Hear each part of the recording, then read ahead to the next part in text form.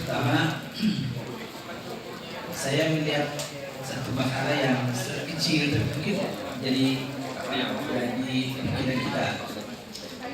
Daerah istimewa Minangkabau ini seolah identik dengan Sumatera Barat. Konsepnya begitu saja. Itu berarti ada sinkronisasi Minangkabau. Satu kali saya ketemu dengan orang Bangkinang, aku kau orang Minang. Sekarang kan itu bagian dari beliau.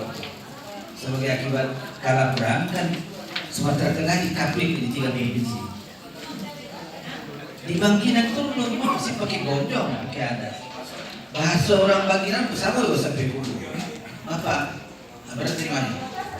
Jadi kalau kita samakan Minangkabau dengan Sumatera Barat, berarti ada sinkronisasi. Dan mungkin kamu banyak yang tersinggung. Kerinci itu tadinya ada Minangkabau, sekarang jadi Jambi. Nah, ini satu hal yang barangkali perlu kita pikirkan. Tapi kalau kita mengatakan dia juga termasuk daerah istimewa Minangkabau, mungkin perjuangannya tidak lagi. Nah, yang kedua, bahwa ada tunggu 3 sederhana di tingkat kampung yang namakan ini mama jadi pandai anu gama. Dia takut saja. Di kampung sudah ini ada 150 orang dapur, yang ada kampung itu kurang. Pak apa mau urusan lagi? Dan pendidikannya pun SMA lah. Jadi artinya kalau kita mengandalkan buku sederhana itu ditolak pemerintah, mungkin kita akan melalui masalah yang tidak mudah. Alim ulama sama juga. Ada satu negari di mana tokoh ulama besar kita di situ lainnya.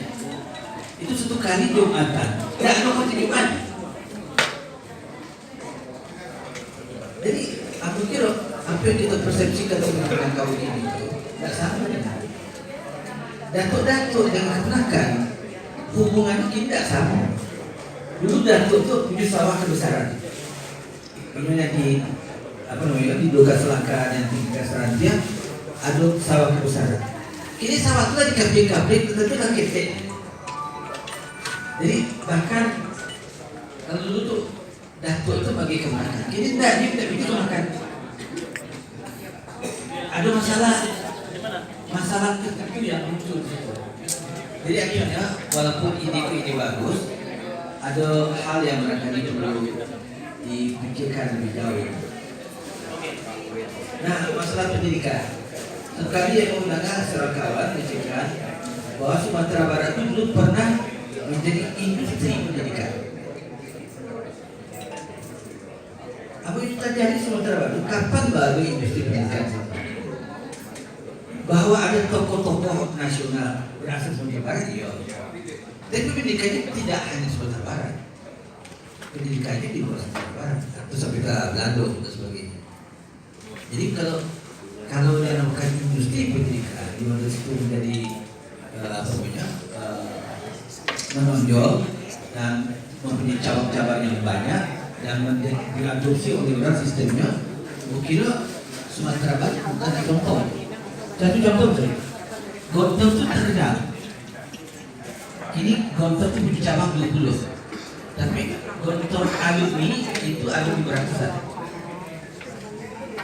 Pak Zarkasi dengan kakak beradik bertiga orang itu beranjak ke tidak banyak wilayah Timur ini. Ditanya kalau itu memiliki mana nih? Masih.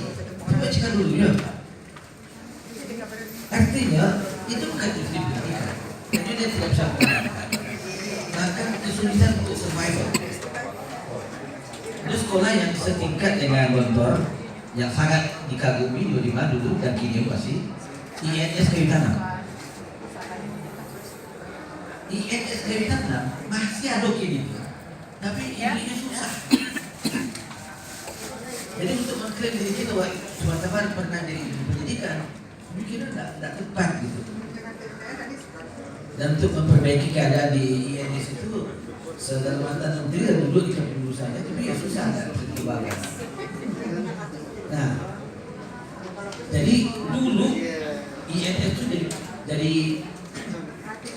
rujukan pemikiran pendidikan. Begitu juga misalnya taman siswa. Taman siswa itu berkembang di seluruh Indonesia. IMS itu yang sama dengan kantor tadi, yang sama dengan taman siswa. Jangan kamu punya cabang, itu aja saja tak jalan baik.